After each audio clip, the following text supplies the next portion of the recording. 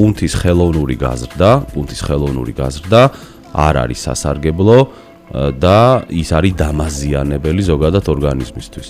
ჩვენ ყოველთვის ვამბობთ, რომ ზოგადად ნუტრიენტები, ანუ რაც არის მიკრო და მაკრო ელემენტები, რაც უნდა მიიღოს ადამიანმა, ეს იქნება პროტეინი, ანუ ცილა, ნახშირწყალი თუ ცხიმი და მიკროელემენტები ვიტამინების სახით, მას აქვს ყოველთვის განსაზღვრული ლიმიტაცია, ანუ ამას ადგენს არსებობს ესეთი RDA, ანუ recommended dietary allowance, ანუ რეკომენდებული დღიური ნორმები, რომელსაც ადგენს ამერიკის შეერთებული შტატების ჯანმრთელობის ეროვნული ინსტიტუტი, NIHI ეგრეთ წოდებული და ნებისმიერ ადამიანს შეუძლია ნახოს თუ რა არის რეკომენდებული რაოდენობა. თქვენ რო გადახედოთ ადამიანები, რომლებიც ვარჯიშობენ და იღებენ რეკომენდაციებს ამასთან დაკავშირებით, თქვენ უნდა ნახოთ, რამდენად მეც იღებენ. ჩემთვის რო ავიღოთ დაახლოებით, ჩემი დღიური ნორმა